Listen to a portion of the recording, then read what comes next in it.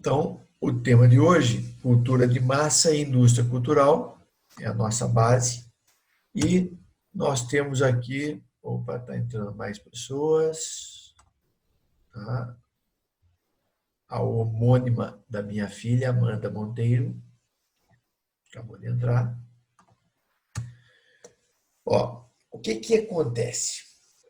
A consolidação e o fortalecimento dos estados nacionais, o que é isso? Os países que passaram a ser definidos porque tinha unidade de língua e religião e pelo aspecto territorial e político, levou a ideia de nação. Então, olha só, a comunicação ela começa aí.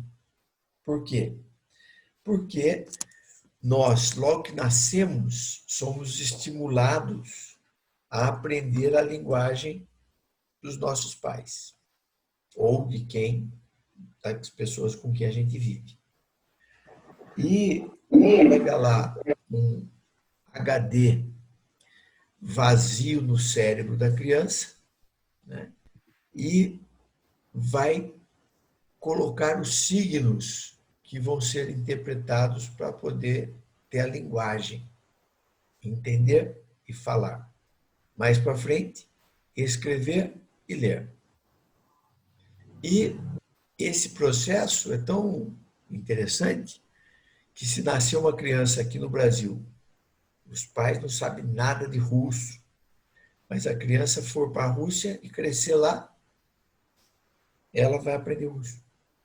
Oh, mas que novidade! É. O mais legal é o seguinte, é que eu tenho microfone aberto, por favor, fecha. O mais legal é que nós acabamos calejando nossas cordas vocais dentro de uma certa tessitura, de um range de sons que estão associados à nossa língua. E uma das maiores dificuldades de aprender línguas é que nós não entendemos aquilo que nós não conseguimos reproduzir o som. Certo? Então, se diz que os países do leste europeu aprendem línguas mais fácil, porque eles usam mais sons na fala da língua deles.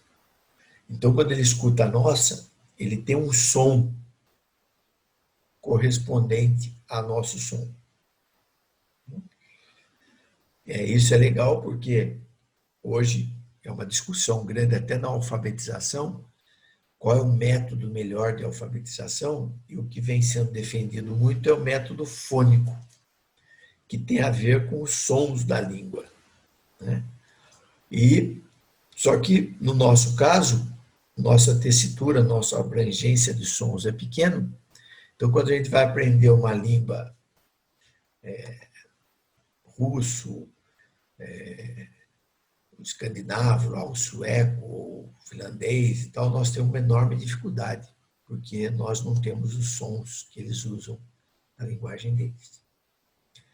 Então, a primeira condição de comunicação está associada a isso, né? E é influenciado pela religião, né? E isso gera a nação.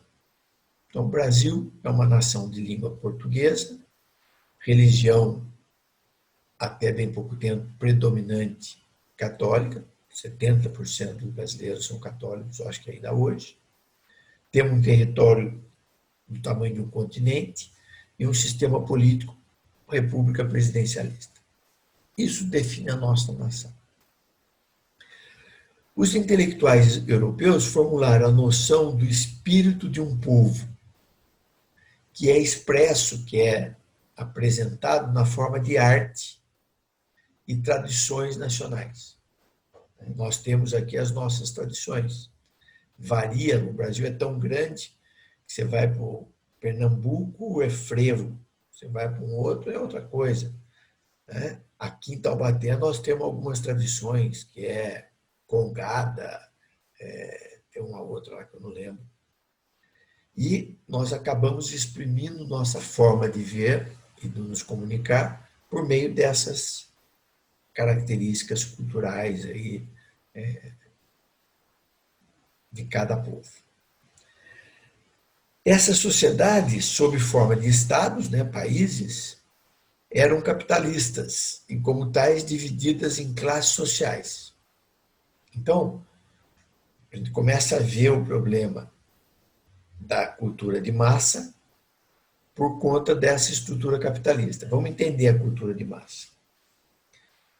O americano, por exemplo, ele tem como meta o seguinte: todas as pessoas têm que ter condição de comprar os produtos. E para isso, eles produzem muito, e como produz muito, tem economia de escala. O que é isso? A baixo custo quando se produz muito, e, consequentemente, eles têm preço baixo, permitindo que as pessoas tenham acesso aos produtos. Esse é o pensamento de cultura de massa, tudo pensando em atender a todos. Nesse aspecto aí, da sociedade, das tradições e tal, nós temos que o folclore é tradição nacional. Então, a nossa cultura, a arte popular, os mitos, lendas, ritos, danças, músicas, formam o nosso folclore. E o folclore tem várias razões, né? Muitas delas para controle. Então, para evitar que as pessoas façam coisas erradas, você cria lá um mito e impede ou limita as pessoas transitarem depois de uma certa hora. Hoje não tem mais isso, mas quando eu era pequeno, as pessoas eram levadas a acreditar em boi-bumbá, boi-tatá, não ir no cemitério à noite que tem um boi de fumaça, de fogo lá, né? A mula sem cabeça, tudo feito para controlar as pessoas. E outras para manter ritos. Então, para manter a história, tem lá Curupira, que é um defensor da floresta, que tem o pé torto, porque ele cometeu um erro lá e foi punido. Tudo isso faz parte do folclore, da nossa cultura, e isso é usado para comunicação. Já a elite pega a arte e a cultura erudita através dos seus intelectuais e artistas, a classe dominante, a sociedade, a arte consumida por um público letrado, e cria barreiras para as pessoas. Então, como é que eu diferencio o rico do pobre hoje? Mais difícil, porque as roupas são meio que padrão, né? O carro não. O cara muito rico vai ter um carro lá muito caro. Mas no passado a diferenciação era clara. O nobre tinha roupa, morava em castelo, palácio, tal. E o pobre morava em qualquer lugar, se vestia de trapos e não tinha muita coisa. Só que à medida que as pessoas vão ascendendo, vão acumulando e tal, elas vão começando a poder participar da classe mais alta. A gente ouve hoje falar assim: ah, esse é um emergente. O que é um emergente? Alguém que não tinha e conseguiu, de alguma forma, acumular riqueza e está entrando nas classes mais altas. Ascendente. O que a classe mais alta faz? Ela cria, ela cria no sentido genérico, né? Cria coisas que, e alguns códigos, que só eles entendem, para que quem é da classe baixa se sinta ignorante. Então, por exemplo, arte. Né? Você vai numa vernissagem, às vezes, chega lá, vamos pegar diferente. Vou no museu na Holanda, lá em Amsterdã, o museu do Van Gogh. Fora de série. Aí você chega, se você não estudou a história do Van Gogh, você fala assim, pô, o cara pintava ele o tempo inteiro. Tem uma história. Né? que o Van Gogh fazia autorretrato, certo? E cada autorretrato exprimindo uma fase da loucura dele e tal, tem todo um... Só que quem é leigo chega lá no museu dele, olha e fala, pô, vou começar a olhar no espelho e ficar me pintando também, quem sabe eu viro um Van Gogh. Mas qual é o lance de uma arte como essa? Os mais ricos, a elite, cria barreiras para que as outras pessoas não virem elite. Então, ela passa a adorar a música erudita, que o pobre lá não entende direito a nobreza de uma música erudita. Não entende o que aquele monte de rabisco numa tela representa, mas o nobre lá, o letrado, o culto, ele vai fazer toda uma análise daquela pintura, aquela escultura, aquela música, que para o leigo não é capaz de acompanhar. E com isso, você diferencia a elite dos outros, porque a elite consegue interpretar isso. Hoje está em moda as pessoas fazerem curso de vinho. Então está tendo maior produção de vinho. À medida que tem mais produção, você tem que buscar novos consumidores. E aí uma forma de formar consumidor é ensinar a arte de degustar o vinho. Então, o cara é convidado lá pelo supermercado para fazer um curso de vinho. Né? Não vão falar que ele vai virar um enólogo, né? Que não vai chegar a isso, mas ele vai receber as informações básicas do vinho. E aí, quando ele chega numa roda, ele tem um conhecimento a mais para pegar o vinho e ver a cor, cheira o vinho, experimenta o vinho e tal, e mostra um conhecimento que às vezes não tem, mas ele se diferencia. Sabe? O pessoal que efetivamente conhece, ele nem toma vinho normalmente. Eu uma vez estava num restaurante e o pessoal estava escolhendo os vinhos para a próxima temporada na carta de vinhos. Então as vinícolas mandaram vinho por meio de um representante, e daí o restaurante chama 2 ou 3 especialistas, e eles estavam sentados assim, 2 mesas do lado da minha, assim, e tem um balde do lado de cada um. Eles vão, pegam o primeiro vinho, pegam um gole, põe na boca, dá uma bochechada e tal, escreve lá sobre o vinho e joga o vinho no balde. Não engole. Aí tem algum produto para ele pôr na boca para tirar o sabor do vinho, queijo, alguma coisa que ele come lá, sei lá, uma pasta qualquer. Aí vem outro. E aí eles vão dando nota no vinho até que ele fala, ó, nós aprovamos, daí um aprovou tal, tal, tal vinho, outro aprovou tal, tal, tal. Eles veem o que tem de comum, discutem entre eles, definem a carta de vinho que aquele restaurante vai usar na próxima temporada. Então, aí você olha e fala, poxa, esse sabe, porque ele ganha dinheiro com isso.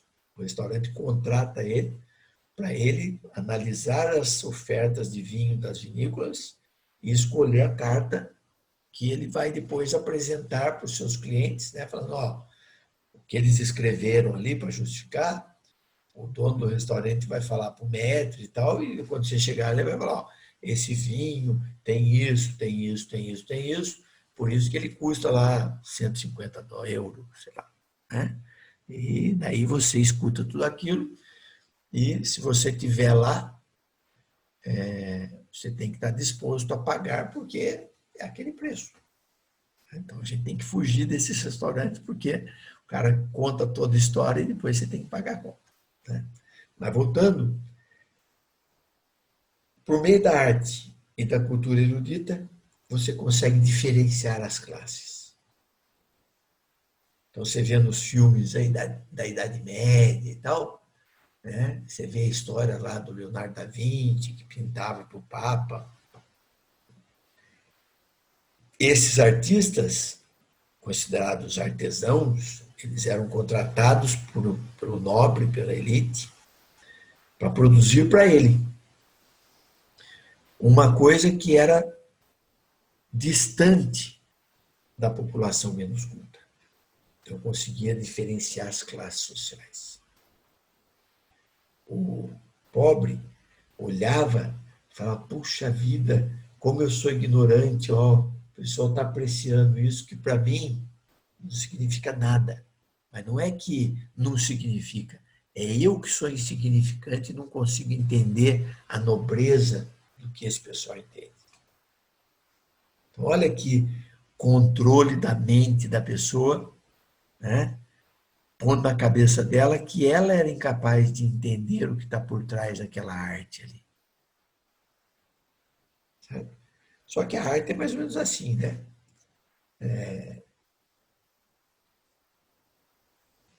Tem jogo de interesse que acaba fazendo com que o artista fique reconhecido.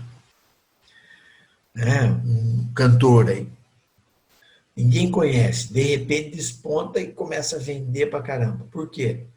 Porque tem um empresário por trás, tem uma gravadora por trás, que olha e fala, vão investir nesse cara porque ele vai fazer milhões. E aí eles começam a pagar para as rádios colocarem 3, 4, 10 vezes por dia a música na programação da rádio. A rádio recebe para isso, da gravadora. E daí o cara vai, toda hora você fica escutando, é o mais pedido depois na rádio e vai no programa de televisão, porque a gravadora pontua lá nos programas de televisão para contratar aqueles caras para fazer a apresentação, né? Ou a gravadora dá de graça o cantor para ir no programa de tal pessoa. Ou às vezes até paga para o cara cantar lá. E aí cria o mito. Certo? Na arte também não é diferente. Nós vamos falar um exemplo aí do Picasso depois, porque ele é uma exceção, é um dos poucos artistas plásticos que viveu a própria glória. Normalmente os pintores ficam famosos depois que morrem. Né? Van Gogh, por exemplo, depois que morreu, que ele ficou famoso. E daí começa a acontecer assim, né? Tem os grandes, tem um nome até, marchand, no ramo da pintura, dos vernissagens, tem os marchands, que vão e procuram artistas. E aí, quando ele vê que ele tem um traço razoável, ele primeiro compra obras daquele cara. Compra 20, 30 obras. E guarda. Aí, ele vê quem está mais próximo do sucesso e começa a investir, sem falar que ele tem interesse, porque tem 20 obras do cara, começa a falar, pô, esse cara tem um traço sensacional, vamos fazer uma vernissagem com ele. Aí pega pessoas leigas que querem mostrar que entendem de arte, fala, ó, esse artista é interessante você comprar, tal, tal, tal. E daí, pessoas ricas compram. Aí quando você vê que uma pessoa comprou, você fala, pô, eu não entendo o que está ali. Aí se o cara comprou, também quero. E de repente aquele artista está super famoso.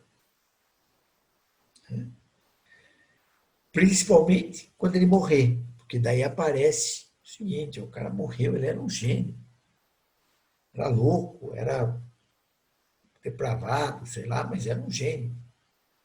Daí toda a arte dele aparece, e daí você pega um quadro do Van Gogh, por exemplo, de 20 centímetros por 30, alguma coisa assim, e que é vendido por 30, 40 milhões de dólares.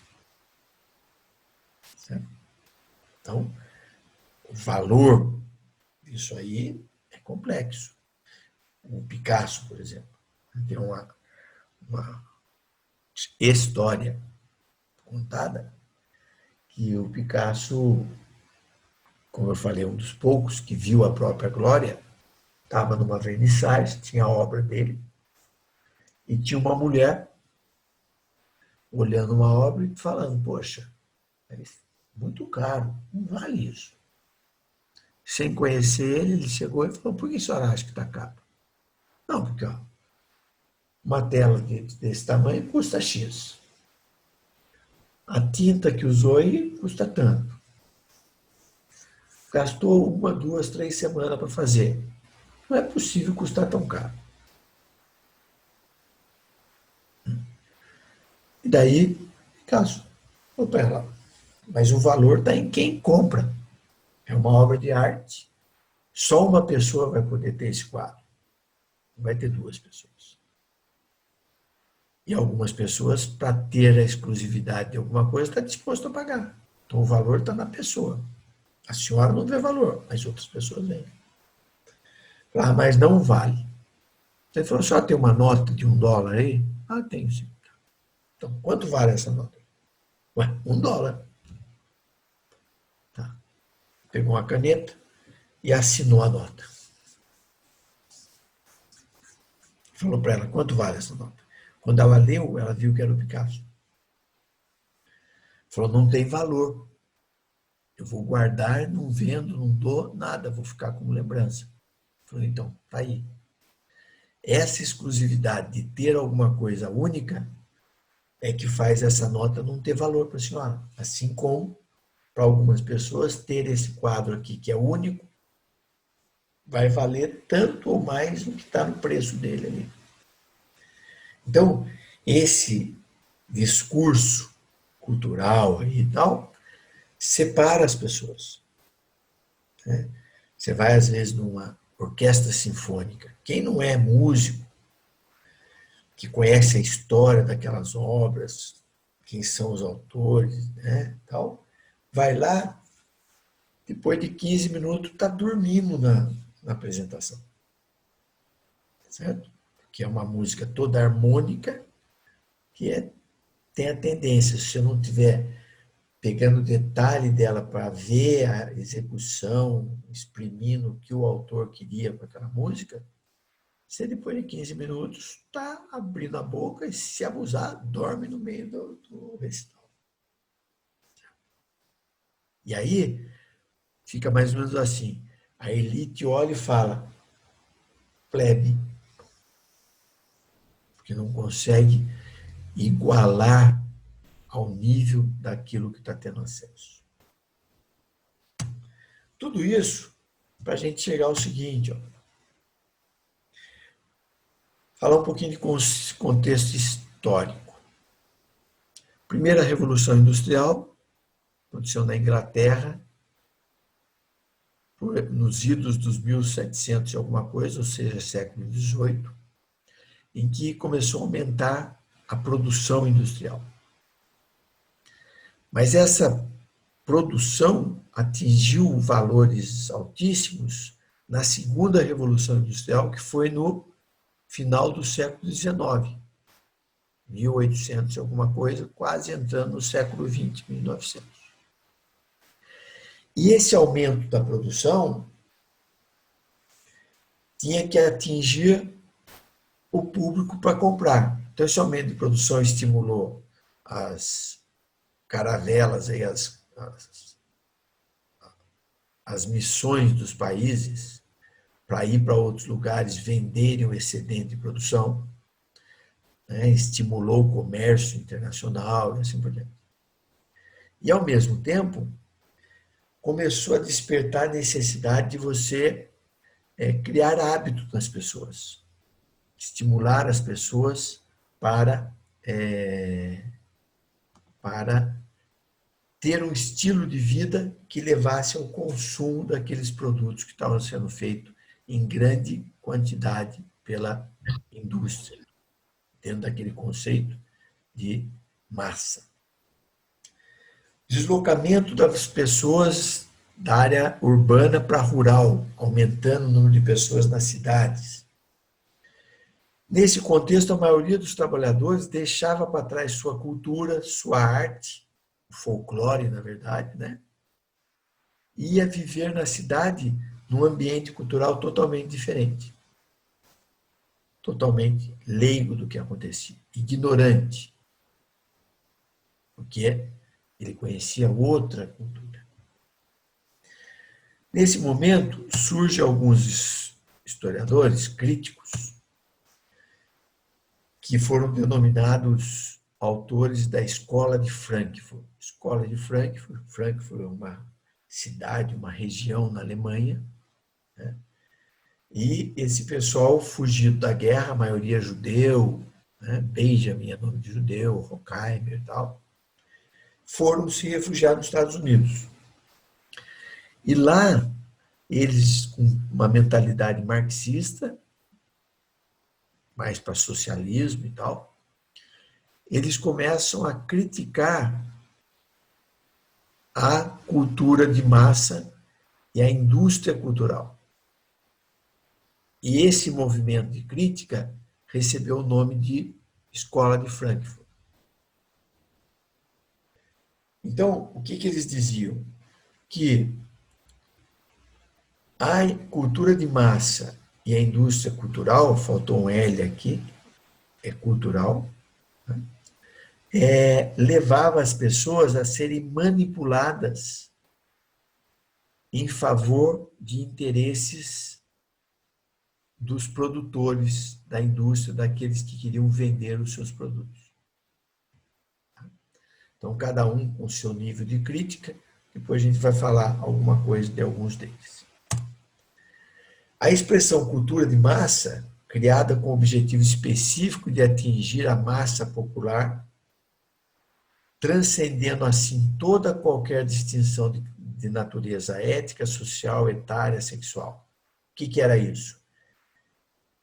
Cultura de massa é tornar as pessoas o mais homogêneas possível em termos de pensamento e de consumo, para que elas viessem a desejar os produtos e viessem a acreditar naquelas verdades e mudar o seu estilo de vida. Dentre uma das coisas do novo estilo de vida é o estilo de vida do consumo exacerbado. E aí, à medida que as pessoas fazem de tudo para adquirir produtos, elas vão ficando escravas daquela situação. Vamos dar um exemplo. Os Estados Unidos é o país mais rico do mundo. A relação PIB e população é enorme. Para dar um exemplo, o Brasil tem um PIB de 1 trilhão de dólares para 200 milhões de habitantes. Os Estados Unidos tem 50% a mais habitantes, tem 300 milhões, e o PIB é 16 vezes maior que o brasileiro. Tem 1.500% a mais de PIB. Então, quando você pega a geração de riqueza brasileira e divide pela população, a riqueza gerada nos Estados Unidos divide pela população americana, eles são 8, 10 vezes mais ricos do que nós. Só que o estilo de vida americano, que foi construído até por conta dessa indústria cultural, é a indústria do consumo. E aí as pessoas são levadas a levar um estilo de vida consumista. Então, por exemplo, carro. Você vai financiar, é muito barato o financiamento. Você vai pagar em 100 vezes o carro. Só que, ao mesmo tempo, o cara é estimulado a trocar de carro a cada ano, cada 2 anos. Então, olha só, comprei um carro, financiei em 100 vezes. 8 anos, 9 anos. Com 2 anos, 1 ano, 2 anos, eu sou estimulado a trocar de carro. Aí eu vou, dou o carro velho e financio o novo, em 100 vezes. Então, se eu nunca termino de pagar o carro. A casa é assim. O jovem, quando sai de casa e vai morar sozinho, ele quer morar no centro da cidade para ser perto do emprego dele. Então, ele vai morar lá nos lofts, nas kitnets. E é caro. Então, ele acaba, muitas vezes, até dividindo, né? Tem uma série interessante que mostra bem essa característica, que é aquela série Friends, é bem antiga. Mas é um grupo de amigos que meio que mora todo mundo junto ali, dividindo apartamento e tal. Aí, quando a pessoa resolve casar, ela vai para um apartamento maior, que tem um quarto. Quando engravida, ele vai para um apartamento de 2 quartos, quando tem filho. E como é que é o processo? Você comprou seu loft lá, depois que você alugou, né, chega um momento que você compra. É financiado em 50 anos. Então, uma pessoa com 23 anos, 25 anos, compra um apartamento que ele vai pagar, vai terminar de pagar quando ele tiver 70 anos. Entendeu? Quando ele resolve pôr um apartamento de 1 quarto, ele dá aquele loft, aquela kitnet de entrada e financia o apartamento em 50 anos. Então ele paga pouco por mês, mas tem que pagar. Quando ele vai para o apartamento de 2 quartos, ele dá o outro e financia em 50 anos.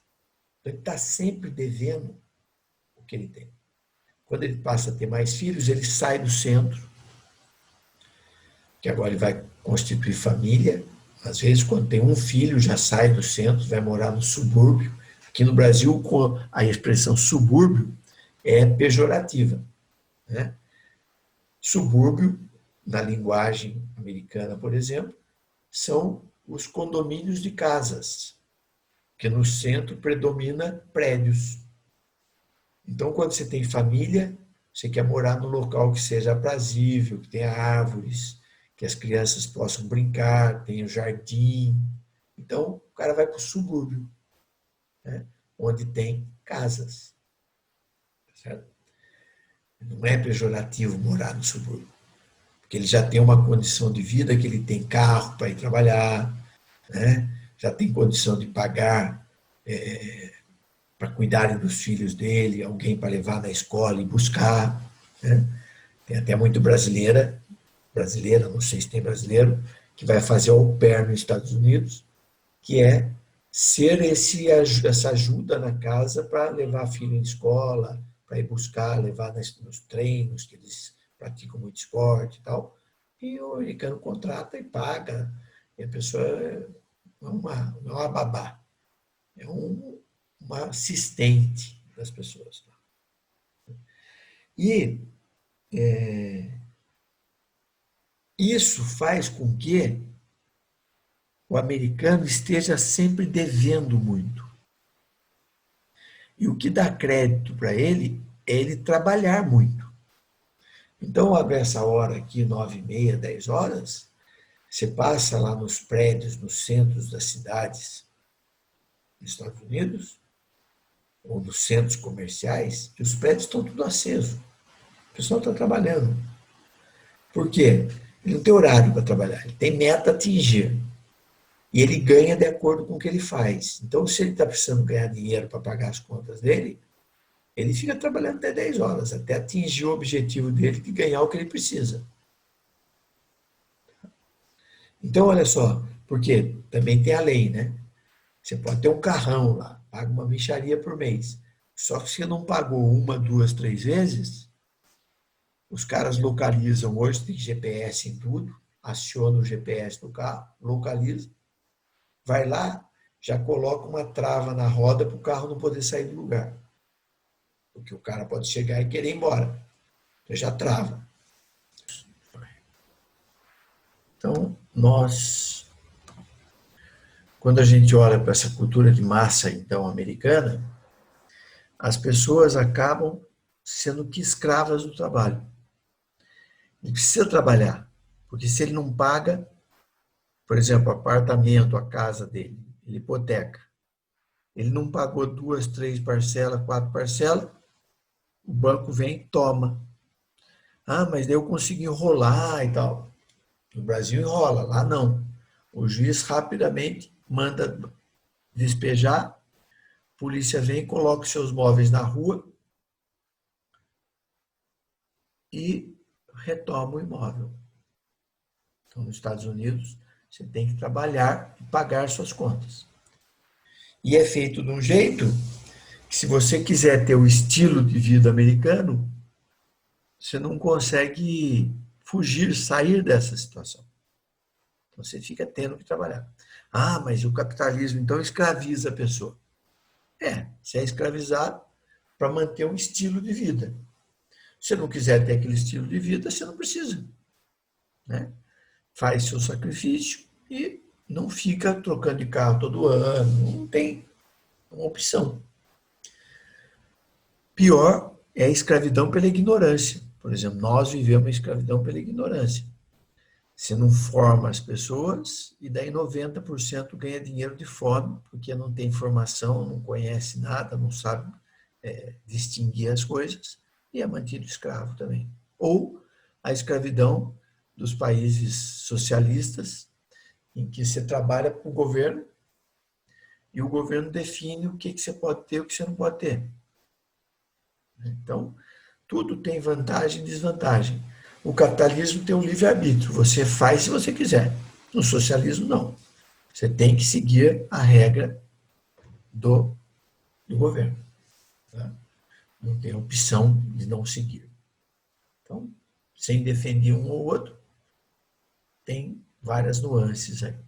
Se eu tivesse que escolher, eu moraria num país da Europa, em especial a Itália. Né? Tem muito da nossa cultura, nós temos muito da cultura deles. E é um país que você tem liberdade e, ao mesmo tempo, o governo ajuda em muitas coisas também. Então, é um meio termo aí das coisas. Indústria cultural. O que é essa tal da indústria cultural? A partir da segunda Revolução Industrial, então, século XIX, as artes usufruem uma fase de produção autônoma. Então, o que é isso?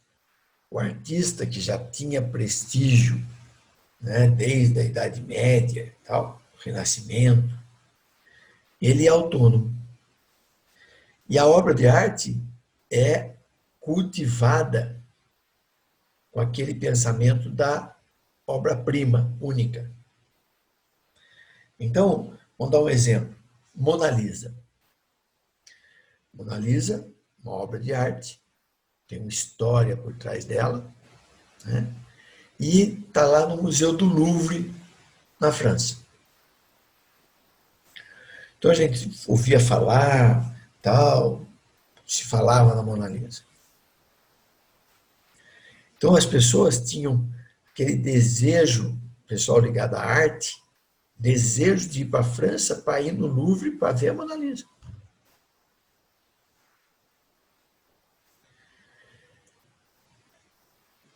Porém, aqueles artistas tornam-se dependentes das necessidades de mercado. Então, os bens culturais são produzidos a partir de um determinado momento, no século XIX, como mercadoria.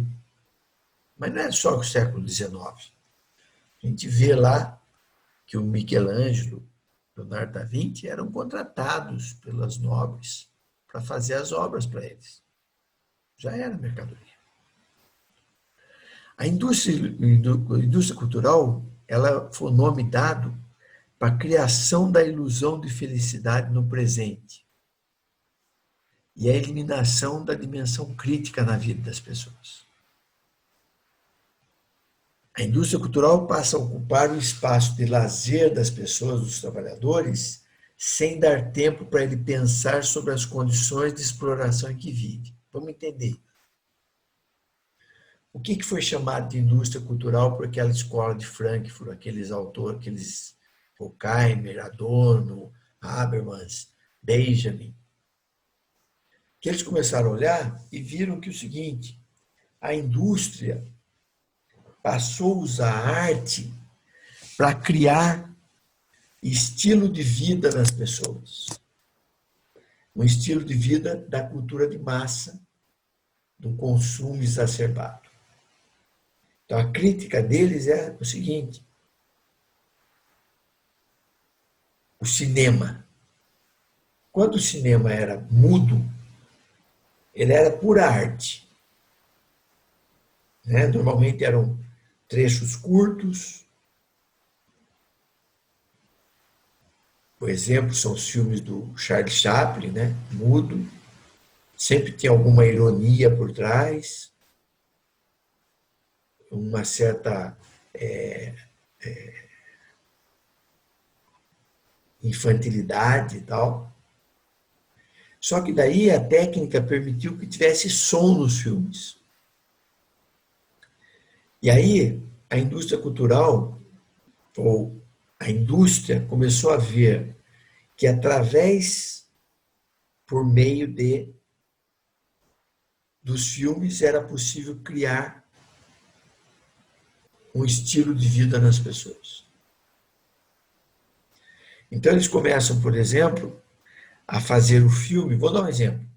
O que nós sabemos da Primeira e Segunda Guerra Mundial, nós sabemos dos filmes que nós assistimos feito nos Estados Unidos. Nós até estudamos lá no colégio, ginásio, mas o que marcou para a gente mesmo foram os filmes. E os filmes contam a história que os americanos querem contar. Que tem lá o seu lado de verdade, mas pode ter um monte de mentira por trás. Não é tão nobre como é apresentado no filme. Só que o que eles criticavam? Você é levado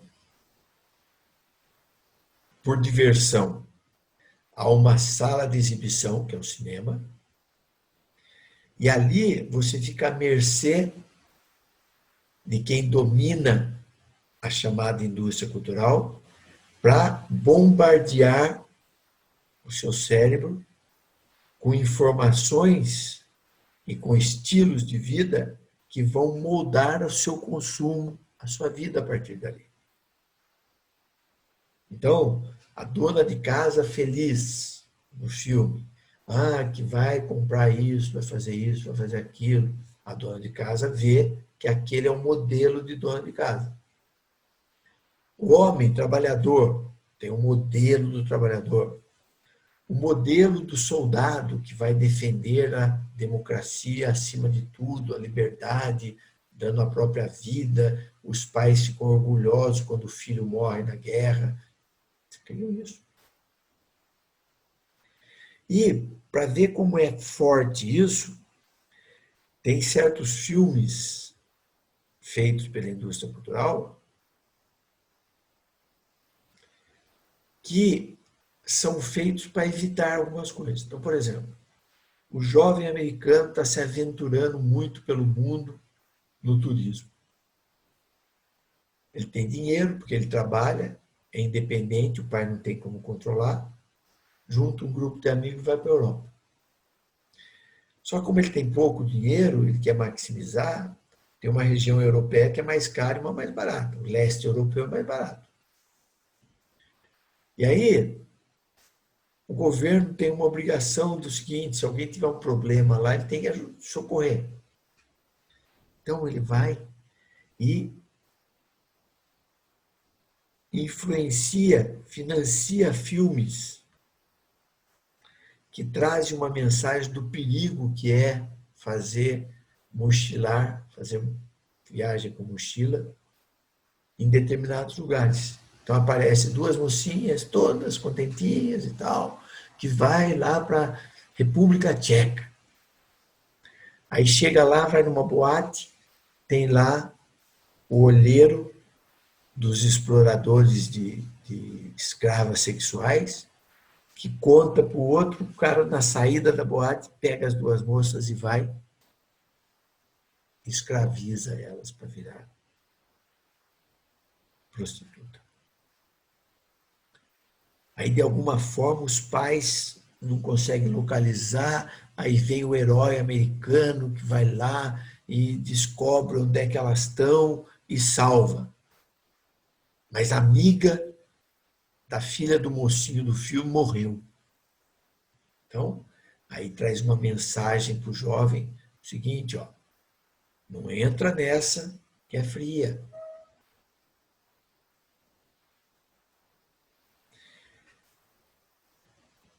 O americano gosta muito de viajar de motorhome, trailer, né? E começa a ser uma febre lá. Não agora, já há bastante tempo era uma febre. Aí o americano vai e fala assim, poxa, preciso dar uma controlada nessa história. Daí faz um filme tipo Férias Desastradas, sei lá. O cara que vai fazer uma viagem de trailer com a família e tá tudo errado.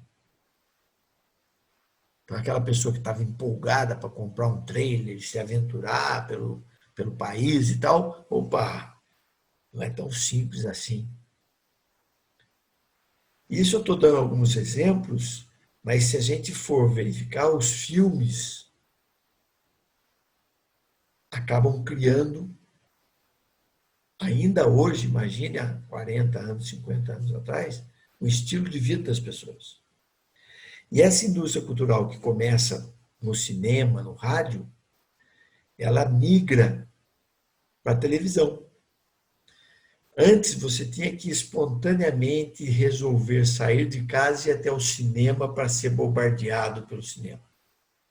Hoje não precisa mais se deslocar. Você aperta o botão do controle remoto e já recebe um bombardeio de informações que vão mudando o nosso estilo de vida. Quer ver um exemplo? Novela. Especial da Globo. Vamos falar que é a melhor novela do Brasil, é exportada e tal. Mas você olha, quem é leigo olha e fala, puxa vida, tem uma novela que eu lembro que passava no Marrocos e tal, e o pessoal estava no Brasil e no Marrocos como se fosse dormir num lugar e 10 minutos depois acordar no outro. Você não vê as pessoas efetivamente trabalhando, todo mundo tem dinheiro, todo mundo vive bem e tal, com raras exceções, tem lá um ou outro que é pobre, mas todo mundo vive bem, nunca trabalha, está tudo bem. Consumo exacerbado e tal, isso vai botando na mão das pessoas com menos cultura, menos conhecimento, um pensamento de que é tudo fácil. Aí o jovem vê que, pô, não adianta eu trabalhar, porque esse pessoal não trabalha e tem dinheiro.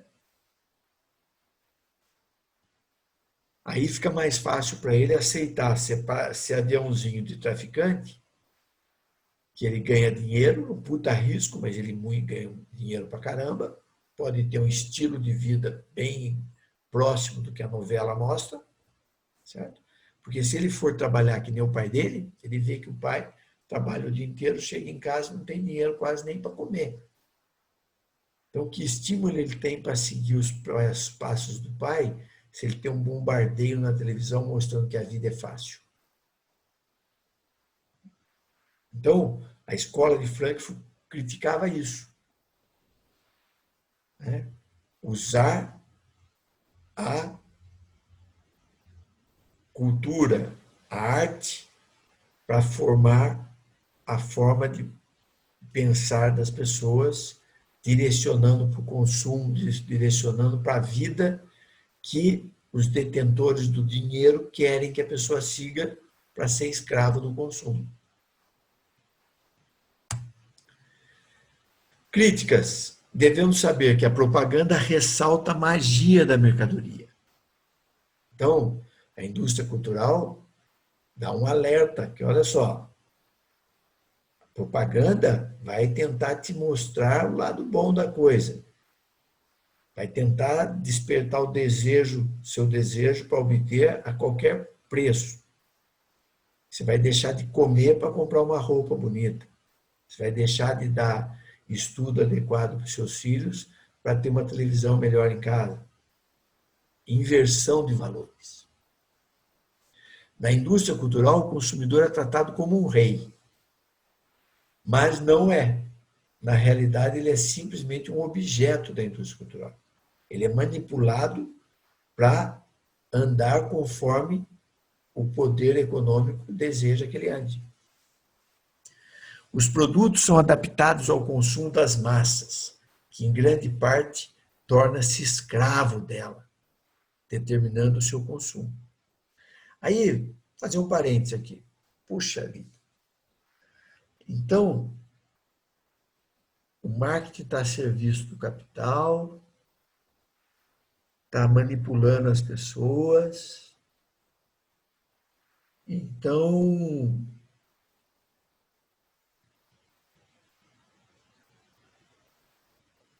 o empresário é um sacana. Então, o professor é de esquerda. Porque esse pensamento aqui, a maioria desses caras são marxistas. Certo? E aí, eu não sou a favor nem contra. Eu acho que a indústria cultural foi importante, é importante para que a gente tenha o conhecimento crítico das coisas, né? Mas em alguns pontos ela é extremamente radical. Ela fala que a pessoa é escravizada, mas é um escravo que é escravo porque quer, porque você só consome se quiser. Você só copia o seu vizinho porque você é egoísta. Agora, se você olhar, o meu vizinho quer ter um carro, trocar todo ano, azar dele, eu não vou trocar. Não sou obrigado a fazer isso. É isso que o pessoal da esquerda normalmente fala, não, mas o capitalismo explora as pessoas e tal, papapá. Peraí, ninguém é obrigado a fazer nada. Tudo bem que os filmes fazem a pessoa querer, a novela faz querer, tem todo um aparato da indústria cultural que nos leva a isso. Mas ninguém põe a faca no seu pescoço e fala, faz. E aí esse pessoal que critica esse lado esquece que o outro lado, que só tem capitalismo e socialismo. O capitalismo tem essas falhas mesmo. O socialismo tem uma pior, que é você tem que aceitar a imposição. Você não tem o livre-arbítrio. Eu sempre recomendo, eu não defendo nenhum lado nem o outro. Eu gostaria que tivesse um socialismo verdadeiro, mas é impossível. Tem um livro do George Orwell, que é A Revolta dos Bichos, que é uma fazenda, tem dois, um senhorzinho, uma senhorzinha, uma senhorinha, que tem lá cavalo, porco, cachorro, galinha. E a fazenda vive em harmonia. Os dois velhinhos são bonzinhos e tal. Só que daí começa um movimento, se não me engano, os porcos começam um movimento, falando pro cavalo, você é forte, você fica trabalhando o dia inteiro aí e tal, se matando de trabalhar, enquanto eles só ficam no bem bom. Ah, galinha, você fica gritando para botar o ovo, os caras vendem e você recebe só milho aí para comer. Começa a fomentar. Chega um determinado momento, eles conseguem formar um grupo fechado e tomam a fazenda. Expulsam os humanos. E agora vamos organizar. Precisa ter alguém que mande. Aí os porcos assumem o poder, pegam os cachorros para ser os guardas dele, porque são os guardas naturais, né? E daqui a pouco, o que era para ser todo mundo tratado igual, todo mundo trabalha, então todo mundo tem direito. Primeiro, uns não trabalham. O porco não quer trabalhar. O cavalo trabalha para caramba, e daqui a pouco começa a faltar coisa na fazenda, porque eles não são bons administradores e tal. Daqui a pouco, estou dando spoiler no livro, no filme, né? Daqui a pouco eles estão querendo que volte os humanos, porque era melhor aqueles dois mandando e organizando do que entre eles ter uma chacina ali, ter um relacionamento em que um é melhor do que o outro, certo? Então, mais recentemente, não tem nada que diz isso que eu vou falar para vocês. Mas tem uma série que passa no Netflix, está na segunda temporada agora, sei lá. Sei que acabou uma temporada porque faz um tempo que eu não assisto, que é o Expresso do Amanhã. Então a Terra vai entrar numa nova era do gelo e um industrial constrói um trem com 1.000 vagões, interliga as estradas do mundo inteiro, estrada de ferro, e dentro desse trem tem um ecossistema. Tem lá alguns animais, tem hortas, tudo em vagões. E ele vende passagem para a primeira classe, para a segunda e para a terceira. Primeira classe são vagões, apartamentos, mas que custam uma fortuna. A segunda classe são os trabalhadores técnicos, né? Médicos, dentistas, tal. Terceira classe são os trabalhadores braçais que mantêm o trem funcionando. Só que no dia de embarcar, uma turma que não tinha ingresso vê que o mundo vai acabar e força a barra e entra nos últimos vagões. Então você passou a ter primeira classe, a elite, segunda classe, os trabalhadores qualificados, terceira classe, os trabalhadores braçais e a rabeira lá, pessoal que não tem qualificação. Que no meio até tem, mas que não entraram qualificados no trem. Eles são invasores. E aí, o filme vai transcorrendo como uma luta de classes ali. Em nenhum momento fala, ó, isso aqui retrata o que o George Orwell escreveu na Revolta dos Bichos lá atrás. Mas se você lê o livro e depois assiste essa série, você vai ver que em um determinado momento o poder sai da mão de quem está administrando o trem e vai para aquele pessoal que entrou forçado no trem. E daí começa a virar uma bagunça o trem. Por quê? Tem que assistir. Certo? Então, essa crítica é legal, porque a hora que a gente entrar para estudar o marketing, vai ficar claro o seguinte: você pode usar o marketing para fazer o bem e ganhar dinheiro limpo, ou pode usar o marketing para manipular as pessoas, explorar as pessoas e ganhar dinheiro sujo. Certo? E está cheio disso no mercado. Eu acabei de passar por uma experiência dessa, em que explorando o lado emocional da gente, alguns profissionais acabam abusando, né? E protelando coisas que geram sofrimento, gastos e tal, pensando mais no bolso do que no resultado final. Então vocês têm que tomar cuidado, né? Vai chegar um momento que você tem contas para pagar, vai chegar uma pessoa na sua frente e você vai poder fazer um tratamento, uma prescrição, um acompanhamento que custaria X, só que você tem conta para pagar, vê um cifrão na cara da pessoa e daqui a pouco começa a explorar essa pessoa usando uma deficiência que essa pessoa tem. Você passa a ser sedutor, né? E depois que você seduz, a pessoa confia em você e fica meio escravo seu, certo? Então, essa visão inicial crítica da comunicação é base para a gente entrar no marketing consciente. Marketing é uma coisa boa, mas as pessoas nem sempre são boas. E usam de forma antiética as ferramentas que tem disponível. Okay? Por exemplo, o Benjamin, que é um daqueles autores lá, Ele era um filósofo, crítico, literário, alemão, judeu, como eu falei, com bases marxistas, ou seja, socialismo, esquerda e tal. E ele analisa a arte na época da cópia. Lembra da Mona Lisa?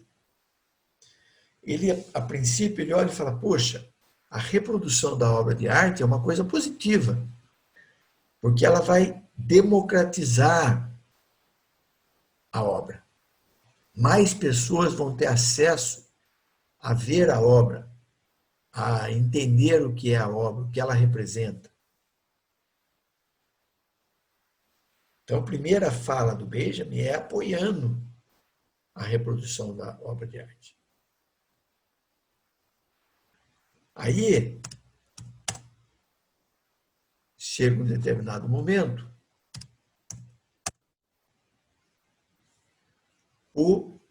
isso aqui é a Bíblia, por exemplo. Martim Lutero traduziu a Bíblia e essa tradução resultou numa revolta das massas, porque perceberam que seus governantes não seguiam os ensinamentos. Então, ele fez a tradução e viu lá, por exemplo, que a Bíblia, em linhas gerais, não era aquela Bíblia do pagar para ser absolvido das coisas. A maior crítica do Martim Lutero, que fez ele fundar lá a igreja protestante, é que ele não se conformava das pessoas ricas poderem matar, fazer o que quisessem, e depois ia lá e comprava a indulgência, comprava da igreja o título de que foi perdoado.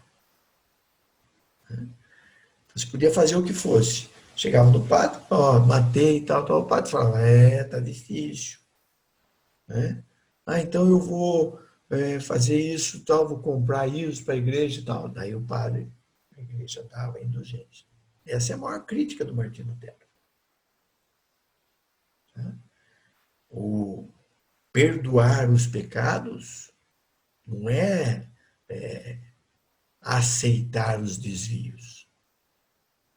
É dizer que você está sujeito a, uma hora ou outra, sair da linha. Daí, para não perder todo o seu rebanho, né, porque todos um dia vão sair da linha, a religião instituiu o perdão. Você vai lá, confessa, recebe a penitência e volta a estar ao lado de Deus. Tá? Aí tem todo um controle, porque quando você vai confessar, teve uma época que a igreja fazia o controle das coisas. Então o padre sabia tudo o que acontecia, porque as pessoas iam lá confessar porque tinham medo da punição. Só que daí chega um determinado momento e isso vira o que é? Você pode fazer o que for se tiver dinheiro para comprar indulgência. Tá? Então essa é a maior crítica que tem. Manipulação das massas de novo. Né? E olha, estão falando em Bíblia. O Benjamin, aquele pensamento positivo dele no início, leva depois a um pensamento inverso. Ele fala o seguinte, que a obra de arte ela tem uma aura. Tem uma aura, como se fosse uma divindade. Essa aura é construída porque ela é única, porque não são todos que têm acesso a ela. E a hora que você democratiza, agora eu já sei que é a Mona Lisa, por que eu quero ver a obra em si? Já vi. É até um quadro sem graça. E daí, a hora que você democratiza, você banaliza a obra de arte. Então, o Benjamin passa a ser um crítico da indústria cultural, porque ela reproduz a arte, acabando com a aura das obras de arte. Então, as obras de arte passam a ser mercadorias, como tudo que existe no capitalismo. Passa a visar lucro. Virou coisa banal, leve, entretenimento e diversão para as horas de lazer. Aí vem uma crítica. Sempre foi assim. Você pega na história, o Papa contratou lá o Leonardo da Vinci para pintar para ele. Ele recebia para isso. E ele não era muito fácil de controlar o Leonardo da Vinci, diferente de outros, Michelangelo e outros caras. Então chegou um determinado momento que ele não tinha produzido nada porque ele ficava inventando, ele além de artista plástico, ele era inventor, ele ficava apenas estudando o corpo humano, estudando coisas, não produziu, uma hora o Papa chegou e falou, vou demitir você, você não está produzindo. Ele falou, me demite, acabou. Então, a obra de arte sempre foi mercadoria, só que era uma mercadoria na mão da elite. Né? O quadro do Van Gogh lá, o coletor, não sei o quê, tem 20 por 30 de tamanho de uma tela de notebook, até menor, e foi vendido em leilão já por 30 milhões, depois foi revendido por 40 milhões de dólares. Obra é mercadoria. O que ele critica efetivamente não é que a obra de arte é mercadoria, é que ela passou a ser mercadoria para todas as classes. Antes ela era mercadoria para a classe alta. Então, Benjamin tem essa conotação. Uma autora brasileira, professora da USP, Mariana Chauí, nem concordo muito com ela, mas nesse aspecto aqui ela está certa. A indústria cultural vende cultura. Para vendê-la, deve seduzir e agradar o consumidor. Para seduzi-lo e agradá-lo, não deve chocá-lo, provocá-lo, fazê-lo pensar, fazê-lo ter informações novas que perturbem, mas deve desenvolver uma nova aparência, o que ele sabe, já viu e já fez. Então, é uma manipulação total que está por trás dessa fala da Mariana Chauí. Então, a indústria cultural é criticada no meio da comunicação porque ela está a serviço do capital para seduzir as pessoas para terem uma visão diferente daquilo que acontece à sua volta.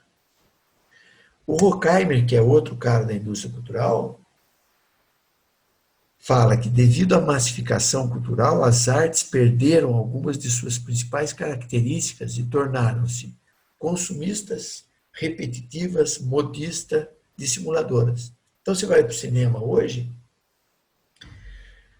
você pega um filme, ele conta uma história com artistas diferentes, com época diferente, com tecnologia diferente, que já foi contada há 50 anos atrás. É uma história repetitiva mesmo. O nosso Carlos Drummond de Andrade, né, poeta, escreveu Eu, Etiqueta. Não sou muito bom para declamar, vai ter falhas, mas está aqui, ó. Meu blusão traz lembrete de bebidas que jamais pus na boca nesta vida. Meu lenço, meu relógio, meu chaveiro, minha gravata e cinto, e escova e pente, meu copo, minha xícara, minha toalha de banho e sabonete, meu isso, meu aquilo, desde a cabeça ao bico dos sapatos, são mensagens, letras falantes, gritos visuais, ordens de uso, abuso e reincidência, costume, hábito, premência e indispensabilidade. E fazem de mim o homem anúncio. Escravo da matéria anunciada, não sou, vê lá, anúncio contratado. Eu é que mimosamente pago para anunciar, para vender em bares, festas, praias, piscinas, e bem à vista exibo essa etiqueta global no corpo que desiste de ser veste e sandália de uma essência tão viva e independente. Que moda ou suborno algum a compromete. Hoje sou costurado, sou tecido, sou gravado de forma universal. Saio da estamparia, não de casa. Da vitrine que me tiram, recolocam um objeto pulsante, mas objeto que se oferece como signo de outros objetos estáticos, tarifado, por me ostentar assim, tão orgulhoso de ser não eu, mas artigo industrial. Então, assim, poema do Drummond de Andrade é uma crítica a essa nossa assunção de sermos outdoor ambulante, né? Então, por exemplo, tem camisa aí que tem nas costas uma etiqueta para fora da camisa de 10 por 7, com a marca da camisa. Só que como é uma marca cara, que poucos têm, quem tem, coloca e deixa a marca aparecendo, porque as pessoas vão olhar e falar, nossa, ele comprou essa camisa que custa 300, 400, 800 mil reais. 800 reais? Não é para qualquer um. Só que ele está fazendo propaganda, porque a pessoa olha e fala, puxa, eu também quero uma camisa dessa. Mas não é porque está pensando no conforto, tal, está pensando que é uma marca, é um produto que poucos têm acesso. O poema faz referência direta ao conceito de cultura de massa, uma forma de controle da consciência pelo emprego de meios como cinema, rádio, imprensa. E aí está em tudo, né? Até nas tirinhas lá do Tiago Nepomucemo, está lá, ó, anos 80. Passei 6 meses procurando essa cassete. Fita cassete. Aí o outro fala, poxa, um verdadeiro achado. Anos 90. R$ 110 um pilas por esse CD na galeria. Demorou 2 meses para chegar da gringa, do exterior, importado. Ah, mas vale o caldo. Gíria. Hoje, viu o álbum novo daquela velha banda que voltou a tocar? Lançaram ontem. Sim, baixei ontem mesmo, 5 minutos na net do trampo. Então vai mudando o hábito de consumo. O próprio meio de comunicação vai ensinando a fazer isso. Outra tirinha. Vou me aposentar amanhã. É uma linha de montagem ali. E sabe o que eu vou fazer? Andar até o final dessa linha de montagem e descobrir o que estou fazendo há 30 anos. O marketing. Ok? Então, olha lá. O cara trabalhou 30 anos e sempre fez alguma coisa sem saber para que servia lá na frente. Então, também é uma crítica, né? Tem até um filme do Charlie Chaplin que mostra isso, né? Tempos modernos, em que as pessoas são levadas a trabalhar de maneira automática, sem questionar o que acontece. Então, nós temos que conhecer sempre os dois lados das coisas para evitar ser manipulado o tempo todo, né? Tudo que é excessivo não é bom. Nem um lado é bom, nem o outro. O bom é você conseguir transitar pelos diversos lados sem fanatismo, tá certo? Esse slide aqui mostra a influência da mídia, né? Então, ó, a forma de apresentação de um determinado produto artístico, ideia de estética, técnica. Então, a mídia usa internet, TV, cinema, revista, meio digital, rádio, jornal. Para o rádio, você tem AM, FM, tem digital, tem ondas curtas, tem um monte de nominho que nem dá para ler aqui e chega até o consumidor. A mídia digital chega ao consumidor, hoje muito forte as redes sociais. O jornal na internet, impresso, na banca, chega ao consumidor. A TV, um monte de forma de chegar na pessoa. Revista, cinema, tudo bombardeando o consumidor com ideia de consumo, certo? E para finalizar esse tema, nós temos aqui então que a indústria cultural ligada ao efeito, ao consumo, ou seja, ao valor da obra de arte, que transformou num bem de consumo. Então, eu uso, cinema é a sétima arte, né? Eu uso a arte do cinema para influenciar as pessoas, mudar seus hábitos de consumo, seu estilo de vida a serviço do capitalismo. Certo? A indústria cultural proporciona ao homem necessidades, fazendo com que ele compre aquilo que não precisa, com dinheiro que ele não tem, fazendo consumir incessantemente, devido ao progresso técnico e científico que são controlados pela mesma, pela indústria cultural. Por essa razão, não é específico de uma ou outra classe, encontra-se entre os pobres e ricos. É um fenômeno derivado do consumismo. Então, essa é a nossa entrada no tema de marketing, né? Que a comunicação tem todo um lado crítico aí em relação à forma que eu aplico aquilo que nós demos nas aulas anteriores, falando de comunicação, uma coisa geral. Certo? Então, vou tirar aqui o compartilhamento. Vamos ver quantos nós somos. Tem 14 alunos. Então, eu vou registrar isso aqui. Né? Para depois eu fazer a presença de vocês. Aqui está registradinho. Vou salvar isso aqui. Segundo semestre, nutrição, presentes, dia 20 de agosto de 2020, às 22h36.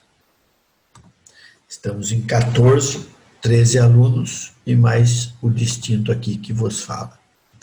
Dúvidas? Temos 4 minutos para tirar dúvidas, escutar críticas e ver como é que vocês enxergam tudo isso na vida de vocês. Voluntários? Uma boa voluntária, Giovana Prado Pagano, tá aí? Eu, professor. Então, comente, minha flor. Você gostou de mim, hein? Hã? O senhor gostou de mim. Ah, já chamei você antes? Chamou da última aula. Porque Mas você tá tem bom. foto. Quem não tem, eu não chamo. Não, não foi coincidência. É que para mim aqui você está bem no meio da tela e eu escolhi. Mas comente, agora Eu acho já foi que escolhida. eu acho que realmente a mídia em geral agora hoje em dia ela tá muito presente na nossa vida. Por mais que a gente tente não ser influenciado, hoje em dia não tem como. Às vezes a gente nem percebe, a gente está sendo influenciado por ela. E eu acho que não sei o que mais que eu posso comentar. Ok, deixa eu pegar uma outra pessoa. Muito obrigado, desculpe ficar pegando o seu pé. Imagina. Vamos ver outra pessoa aqui. João Pedro, já teve um dissidente aí, já foi embora um. Vai, João Pedro, comenta. Já peguei você também na aula passada, não? Não, professor. Não pegou, não. Professor, eu acho muito interessante aquela parte que o senhor falou sobre financiamento, porque eu sempre tive essa ambição de querer comprar uma moto. E aí eu converso com meus pais e tal, e na mente deles, as respostas para isso é sempre o financiamento. Até sobre morar sozinho, que o senhor comentou, tudo financiamento. Eu cresci ouvindo isso sobre financiamento. Tá. E aí, olha que interessante isso. Eu dou aula de vários assuntos, né? E dentro de um dos assuntos, eu falo sobre essa questão aí da nossa vida. A gente ouve falar, eu desde moleque, que é o seguinte: pô, fulano é milionário. Tem poucos milionários. Então, quem chega a ter US$ 1.000.000, US$ 1.000.000, milionário. E a nossa vida é cheia de exigências. Então, por exemplo, financiamento. Você tem que ter crédito no banco. O que te dá crédito? Você tem um bom emprego, porque você tem um bom salário, circula bastante dinheiro na sua conta, o banco fala, poxa, esse cara tem crédito, eu posso dar empréstimo para ele, facilitar. E o banco quer, porque ele quer emprestar dinheiro para quem tem dinheiro, que vai pagar para ele. Para quem não tem dinheiro, ele não quer emprestar, porque a pessoa não tem como pagar. Ele quer o juro. Né?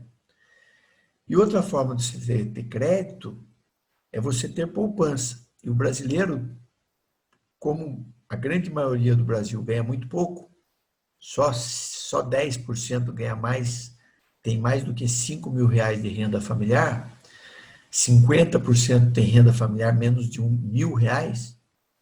Então, o que o cara ganha, o que a família arrecada, é dar malemar para comer, para viver, quanto mais para fazer poupança.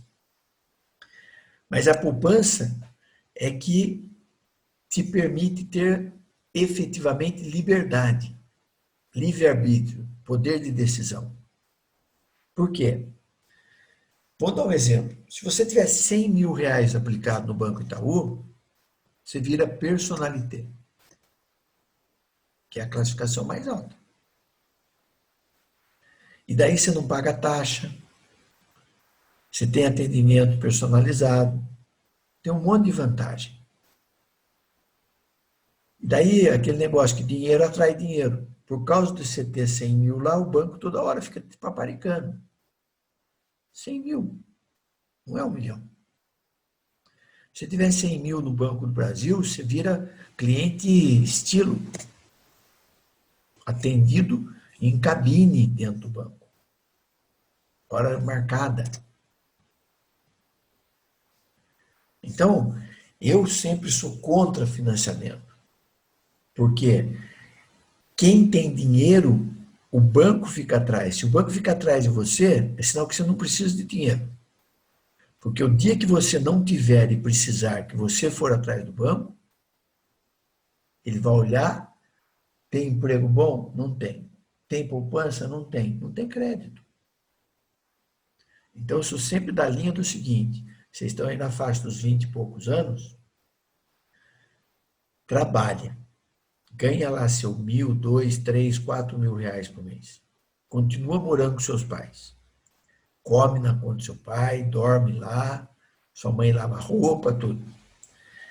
Trabalha 3 anos, forma agora com 22, 23 anos, trabalha até os 28, 5 anos que seja. Gasta o mínimo e tem como objetivo chegar a ter 100.000 reais na conta, aplicado na poupança. Não precisa ter grande rendimento, não. Você precisa ter esse dinheiro. Depois que você tiver, aí você pode torrar o seu salário. Mas tem é isso. Por quê? Se você vive com 1.000 reais, por exemplo, e ganha 4, você guarda 3, em 30 meses, você tem 100.000. Menos de 3 anos. E depois que você tem, você passa a ter vantagens de ter. Paga menos taxa e o banco olha para você como alguém que tem que ser paparicado. Você passa a fazer parte do rol da elite brasileira. Com 100.000 reais. Aí você continua ganhando 4, mas você tem a tranquilidade de não ser escravo do seu emprego. Você pode mudar de emprego porque você sabe que você consegue viver com 1.000, 2.000, você tem 100.000 lá, você vive 50, 100 meses sem trabalhar. Aquela reserva te dá essa segurança. Então você passa a ser mais arrojado, você passa a ter ambições. Tenho 100.000, agora eu quero ter 200. Então eu vou continuar guardando para ter 200. Porque quanto mais dinheiro eu tiver, mais eu vou atrair dinheiro. Vai aparecer uma oportunidade nessa crise agora. Apareceu para mim 3 apartamentos que o preço normal é 160 mil, a pessoa entregava por 75 cada um. Então, você olha e fala, poxa, se eu tivesse 75, eu já tinha um apartamento. Então, não preciso ter 200, 300 mil para um apartamento, não. Eu preciso ter dinheiro e ficar de olho na oportunidade. Quando ela aparecer, você tem. Certo? Então, mas nós somos levados, seus pais, como você citou aí, nós somos levados a achar que o único jeito de adquirir coisas é financiando. Só que quando você financia, você paga muito mais caro. Você está pagando juro. Já deu a hora aqui, estou ultrapassando. Me lembra, João Pedro, na próxima aula para eu contar o caso da minha caseira lá de Quiririm, que tem a ver Beleza, com o que a professor. gente está falando. Entendeu? Beleza? João? Tá aí ainda? Beleza. Tá. Me Sim. lembra? Aí eu conto para você ver como Alô, é que alô. Tô sim. você fazer poupança sempre é mais vantajoso para você mesmo. Tá joia? Pessoal, boa noite. Beleza. Pensa nisso tudo. Na próxima aula a gente entra para falar de marketing agora. Beleza? Tchau para vocês. Até a semana que vem.